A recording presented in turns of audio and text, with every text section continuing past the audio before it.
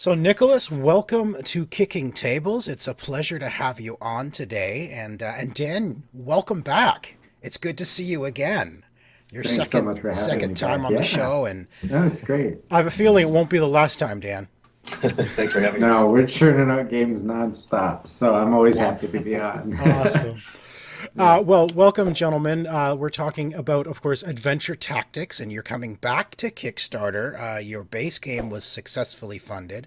You now have an expansion coming out, Adventures in Alchemy. But, Nicholas, why don't we start off telling our audience what the base game is all about? What is adventure tactics? Sure. I guess the elevator pitch is that it's our love letter to Final Fantasy Tactics. Oh, Uh, beautiful. because, because we've seen a lot of great dungeon delving games, right? Starting Descent is probably the first one I remember clearly, but then you've seen iterations upon that with Gloomhaven, right? Oh, yes. Yeah. But the one thing that I feel that those games are missing, and I love those games, don't get me wrong, what is the class system, the job system from Final Fantasy Tactics, right? That kind of free form character building where you can start off with one class, branch into something else, and then a couple levels later, you're this third class or fourth class, right? And Yeah. you mix and match abilities from all these different classes. So that's what we wanted to build, is that kind of job system in a game. So, how does the game play? Like, what is the gameplay like as you're playing through this game? And is it a full campaign? Like, are you? Yeah, it's Yeah. a full campaign with Okay. branching paths. Yeah. Okay. So you get a handful of cards. So it's card-based actions. You can play two actions per turn, and some cards are free, some are responses. But generally, on your turn, you're going to do two things. And we talked about that class building, that job building. So you get different cards from different classes, and you can spread, you can branch. Like you can start level one fighter, take a level one wizard, and then that qualifies you for Dark Knight. And then you can go take another level wizard, and okay, well now I can be a necromancer. Okay. So you get different cards and different ability slots, kind of like how you remember those ability slots in Final Fantasy Tactics. Sure. You Yeah. know, Tactics Absolutely. Ogre. So it's not just the cards; it's also passive abilities as well. And dice abilities. Yeah, dice ability. Yeah. So things that'll affect the dice rolls. That is awesome. And then Adventures in Alchemy is the expansion that you're coming to Kickstarter on June 1st with. Uh, hmm Tell us a bit about how that adds to the game. Yeah. So there's like a new half campaign with plans for more. I don't want to spoil it. I don't want Dan to get mad at me. He's like, no. No, we But want people to get excited for this, so we can spill a little bit. There's also a new base class and new elite classes. So if you loved class building and you wanted more options, well, here you go. There's even more. Awesome.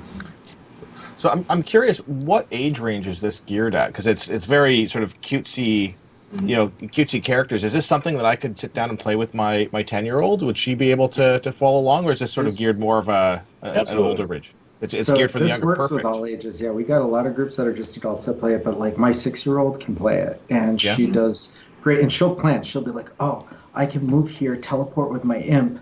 My imp can make the attack, and then I won't get damaged because the imp's invisible, right?" Like and like Nice. 6-year-olds will need help with going through the fights, the encounters, like handling the boss. You'd have to do the DMing, but and like some with the level upping and reading if there's some, but there are images on the card. So once you read it once or twice, like my 6-year-old knows from the images and the iconography what it does, because it's really just a range and a die typically. So Okay. if they see that, they'll know, okay. And after a while she'll learn the word that starts with an H is heal, right? So heal versus attacking or something. But it's very streamlined, and what's awesome is we love the class system, but that's what the kids love too. Yes. So kids, you can sit with your family for like an hour before even playing and just go through the classes and be like, I want to do this. And like the kids will be like, oh, but I go this level and then I can branch here and then go here later. And that's one thing we found that kids just love is the planning of the class system too before you even play the game. So, Right. Now, you mentioned DMing. Is there a DM in this game? so do you want to do it, Oh. Nick, or do you want to do it? Go for it. Go for it. So basically, it's AI driven. Every fight is laid out in the campaign guide, and it scales based on number of players. So the bosses will have different hit points or different even abilities that might not trigger if there's less than 5 heroes or something like that. And the way it works is all the bosses have passive and active abilities, and there's a deck of cards for each boss, and you flip it, and it's like order of operation. So it might say if the minions can attack, they do, and if not, they move towards a hero. So Okay. then they just move and they don't attack. But then the next turn, a card may come up that all minions move and attack twice, or something like that. And you always follow the order of operations, and the abilities are laid out in the guide, how they act, and it'll even tell you behavior, target's closest hero, behavior, target's lowest hit points, hero with the lowest hit points. So it's all just kind of spelled out, and the players just kind of run it together. Now, I noticed your player count, if I remember correctly, is 1 to 5 players. How does the single-player version differ? Does it differ at all? So we do it by hero count. So the solo player controls 3 heroes, and so it's 3 to 5 hero counts. And in a 2-player game, you could either have each person controls 2 heroes, or one controls 2 and one controls 1. Okay, so minimum of three heroes in the game. Right. Okay. But there are there are plans. I'll let Dan field that part of it, because I don't know how much we can share now.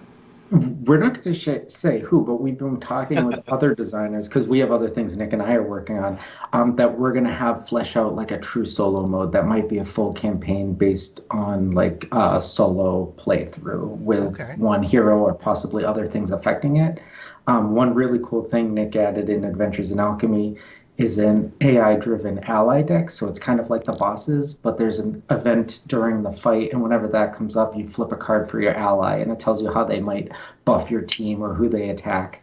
And so I think that's a really good stepping stone towards true solo mode as well, because it works different than just controlling 2 heroes and building the characters from there. So so there's something in the works, but it's a little bit of a ways out. Okay, no, that sounds amazing. Now, I'm curious. Sorry, Tico, to cut you off there, but I'm curious about the campaign.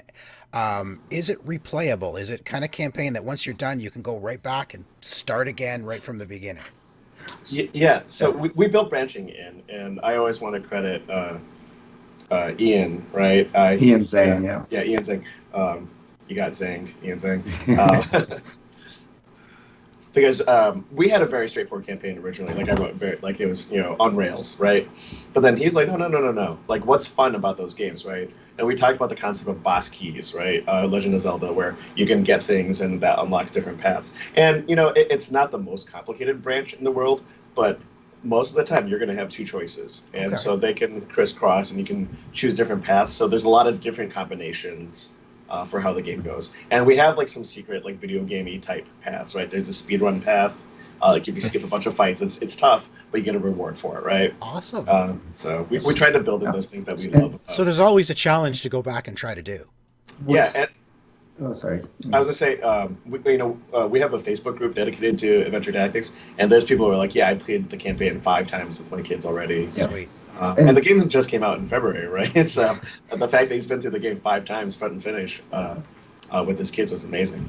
And how my long kids is and I the are actually campaign? Oh, yeah, so that's one. I wanted to point out a couple of things about that as well. So the campaign, it's about 12 fights in total, and each fight is like 45 to 60 minutes. So it's not like Descent where you're playing 3 hours. You can knock out 3 or 4 fights if you had a full day. Right. You can get through a good portion of it. And we did that because there are 23 elite classes in the base game, and you only get to see maybe a couple, like you're going to branch through 2 yourself, and you're going to want to see them all. So we didn't want people to get through a 20-hour campaign and then want to cycle through again. We wanted them to just like go back and start up again, just like someone else described, because there are, like I try and describe, there's an infinite number of ways to get to a barbarian, right? So like you could just go fighter 1, fighter 2, barbarian, but you could start as a cleric, branch into fighter, go into paladin, then go back and go to barbarian, and that's going to look very different. So even if you go for the same elites, it's going to be very different on how you build it and how they synergize, and so that just affects how you play as well. So even when you're doing the same fights,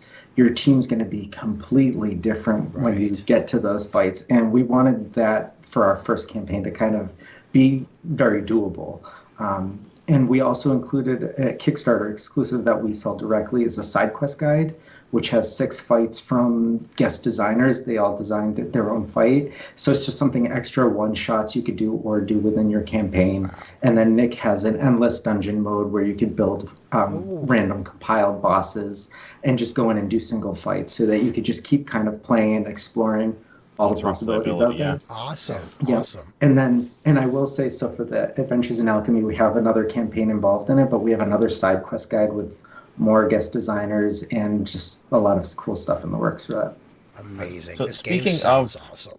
Yeah. Speaking of Adventures of Alchemy, do you need to have finished the base campaign before jumping into this, or is this something, if you had this, can you just jump straight into the new content?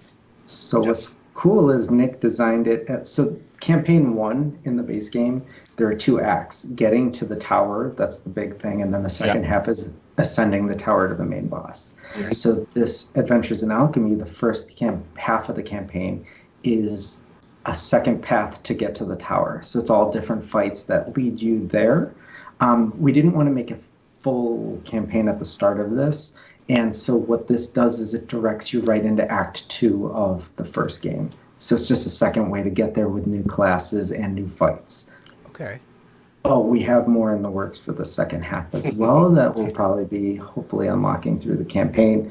That will also be tweaking that as well. Awesome. So it basically starts you at level 1 again with new classes to explore and new ways to get back into the campaign you already are familiar with. Well, let's talk about the Kickstarter campaign for a moment. Now, I understand this game has done so well, and you're actually sold out. So your new campaign is going to include the base game. Is that right? What can you tell us about the campaign? The base, you can Oh get the my base gosh. game. You Let can me get tell you, the. I sent Nick a list the other day that I sat down and compiled everything we're doing with this, and the number of stuff in this campaign is there's a lot. So That's we've big. got Adventures in Alchemy, we've got the base game, we've got the side quest guides as add-ons for anyone who needs them. We've got the Hero Pack 1 we sold the first time around, which includes 3 more elite classes that you can explore as well. Um, We've got 2 miniatures packs that are going to have miniatures for all the bosses from the first game. Oh wow. If you wanted to upgrade to that, we've got a big box add-on that's going to be coming with designed inserts from game trays. So if you store everything, all the minis, all alchemy, all the base game is going to be massive. We've got that coming. We're working on a additional pack for Adventures in Alchemy, which is going to be 10 minis for the bosses from that, as well as another new elite class that will be added in. And I think I'm missing something that I can't remember right now. We've got so Wow. much stuff. So And many Mats. tiers. what? Oh, Mats. the neoprene mats. We're going to offer neoprene mats for all the base Oh. characters and all the pets, like the imp, the skeletons, and the wolf, and things like that as well, hopefully. So. Can you give us some teasers on what some of your stretch goals might be? Well, what I'll tell you is um, there are stretch goals that upgrade everything involved. So there might be things that are going to upgrade the reprint for the base game. There might be things that upgrade alchemy. We've got upgrades for the minis packs. So it might be adding more minis. It might be upgrading specific items within the games. We've got, I mean, or adding scenarios to the scenario guide, things like that. So I think in all we've got we're expecting this to do well, so we have like 25 or 30 planned, I Fingers think, right crossed. now, right? Like, You've got branching paths in your Kickstarter. That's right. we actually originally we started with something that was going to be like that was like when we get to 10,000 people can vote, we can go this way or this way, and then it just was complicated. Oh man. But what we're going to do is not reveal them because where they're game specific, we might wait till we sell certain amounts of certain games to unlock certain ones, right? Like I'm not going to upgrade the minis packs until we know we've sold a decent amount of those, right? So we have Sure. a lot of different ways to upgrade what's popular or what people want. I am telling you, everything you're describing, I am so excited. I'm feeling like I'm all in. It's like I don't care. Just what is the all in tier? Because Yeah. I just want it all. Well, what we're trying to do too is make that very enticing in that like the neoprene mats are going to probably be an add-on later in the campaign, but if you're going all in on the stuff already included, those will just be thrown in for free when we hit a certain amount on the campaign, right? Because we really Wow. want to sweeten that deal of people who are going all in should be getting some nice sweet bonuses thrown their way. And so. In addition to like some like bundle pricing, right?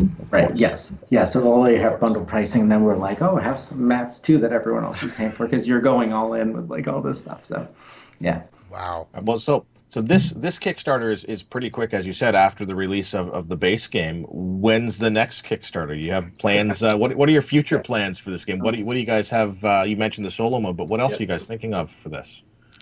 How much can we talk about? Anything I you mean, want. Go ahead and say anything you want. Um, I'm not the one to ask. everything. I need approval from Dan before I get in trouble. Yeah, so well, Nick and I already have plans for a full second campaign, Right, like right? a 2.0, right? We weren't ready to like, I mean, that's going to be a big endeavor, but we want to add some cool features. Like we didn't include elevation in the first game, and that's something we'd really like to explore. Okay. And what's cool is not just like the elevation affecting the fights, but then the elite classes can have some involvement with how they deal with elevation, right? So there's a lot to explore with that, and other things as well. So we're going to have a full, completely new campaign. Nice. We want to do some sort of add-on that goes right now. Characters can only get to level 10.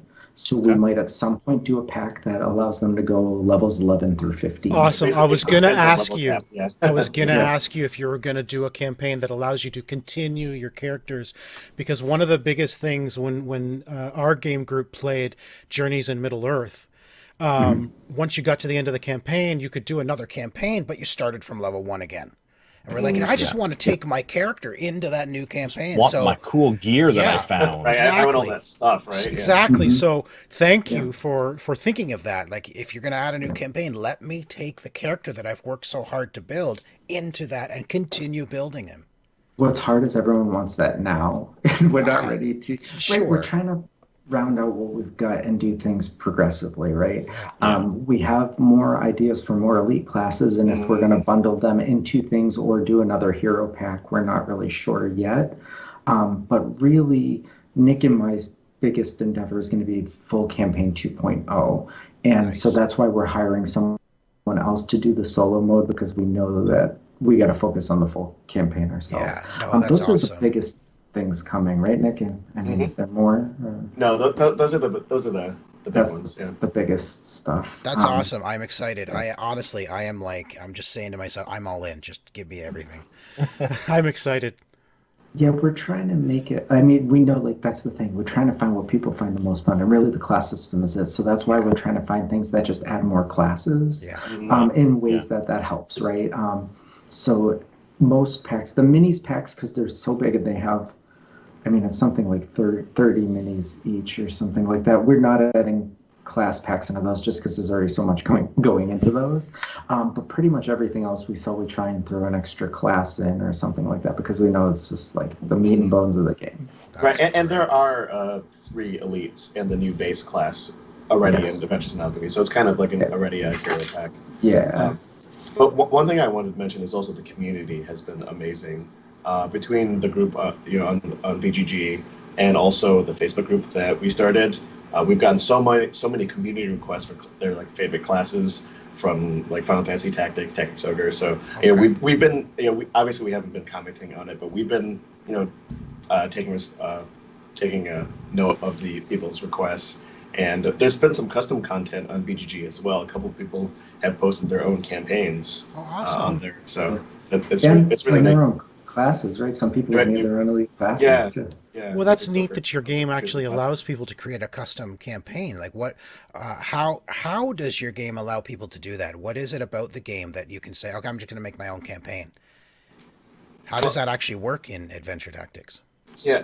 I was gonna say the Sidequest guide showed alternate ways to do it other than the boss decks. So you can do the initiative and you can say, okay, on the first activation, this is what can happen. The second activation, this is what can happen. So people were following that format, so they didn't necessarily have to have a boss deck. And I think that's just plays to the strength of the class system, right? Because that's so cool. You can throw your campaign content on top of that, and you can still level up and do all the cool things that are part of the base experience. Very With nice. custom content. Yeah. Yeah, so I think that's it. We have with our how to play videos 4 different things, right? So one is like building your character, one is leveling up, one is going through the campaign, and one is how to do a fight, right? And they're all kind of isolated things. Okay. So like you can use our rules for building a character, leveling up, and progressing through a campaign, and then you just have to pick how the fights activate between, right? And so if you adjust or decide how they work, I designed one in the Alchemy that's a dice roll, right? And so we have a D3 in the game, and it's basically if you get this value, this activates. If you get this value, that activates this action. Okay. And these other things happen, right? And so there are a lot of ways you can do it without adding extra cards, like Nick said, into the game. And then Nick has a fight in the first one, which works like the Sidequest guide too, where it's like on the first activation, this happens. He has a dragon, right? There's a dragon in the first one. He's a clockwork dragon. First activation, his head goes and breathes fire and does these things. Second activation, his tail goes and whiplashes. And then third activation, his body grabs someone and then he flies around and then he does a fireball again. And and they all act different ways and they all target different things. So they just show, like, that's just one example of how you can just make your own thing up without having any cards to go with it. Right, right. You just decide what the activations are and customize it to your own campaign. That's really, really cool. Yeah. That's awesome. Yeah. So all right. So we have a segment that we've just started, our gaming lightning round, we call it. I'm so bad at these. All right. Perfect. Perfect. We love those. Those are the best ones. So 8 simple questions, just first thing that comes to the top of your head. So we'll go Nicholas first, Dan second, for your answers, and just to get to know you guys in the and how you guys game. All right. Favorite childhood game? Euchre. Stratego. Oh, I love that's Stratego. a good one too. Yes. All right. Game you love but always lose? Chaos in the Old World. Okay. Splendor. I never win, but I play it with all the time. Nice. Yeah, Chaos in the World. I like to play a Zinch, like the Victor God, and they kind of have the weakest starting position. But like it's so fun. Like you get to mess with everybody else. You enjoy even if you lose. Yeah, even when I lose, I'm having a good time. Awesome. Favorite game mechanic? Deck building for sure. I like worker placement or bag building. Okay. Both of them are. All right. Competitive or cooperative? Cooperative. Sorry. For me, it depends on my mood. Okay. When I was younger, 100% competitive all the time. But now I think I've kind of mellowed out. I've had kids, right? So Yeah. I'm more in tune with cooperative gaming. Okay. I'm co-op also. Co-op as well. All right. Campaign or legacy? Campaign, I think. For me. Well, obviously, you built a campaign. Right, I built a campaign. I like Legacy a Me lot. too. I love legacy games. Yeah. All right. Favorite classic game? Video game or board game or either? Give me one of each. Okay. One of each. Video game is going to be easy. Final Fantasy Tactics. Okay. And board game, it's going to be Go. Okay, nice. I want to learn how to play that game. I'm very bad at it. But it's one of those, easy to learn, lifetime to master games. Yeah. For me, it was Final Fantasy Tactics for video game, hence everything I've been working on. And, man, classic board game, I don't really know. Well, Stratego counts, too. You can go for Stratego again. I mean, that was my favorite. So. Exactly. All right. Well, we can allow a double Sorry. answer. Yeah. I lose 2 points. All right. Last game you played? Scythe. Sorry? Marvel United. Marvel United. Okay. Fun. All right. And a game that you always win? Oh, I have a great one for this. It's Reiner Knizia Samurai. Oh, I've nice. actually won 15 out of 15. Awesome. I've never lost. There was one time I should have lost, but there was some weird way the tiebreaker broke down where I was actually in third place, but I won because of the way the tiebreaks broke out. So, and then I'm like, I can't play this game anymore. I'm done. That's it. 100% streak. That's it. I'm walking away. Perfect streak. For me, I think it's Orleans. I don't know how you pronounce it, by Tasty Minstrel. Okay. For some reason, I don't think I've ever lost, and I've won by a lot when I've played it sometimes. So that one's, and I don't win very many games, so I'll take that one. That's awesome. Don't let Dan fool you. Dan is ruthless. Dan is really good at board games. Don't let that act fool you. All right, guys, that's awesome.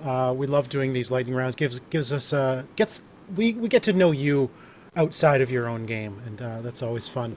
But before we let you go, Nicholas, why don't you give us once again the elevator pitch for Adventure Tactics? For those who don't have it, why should they jump in and back the game now?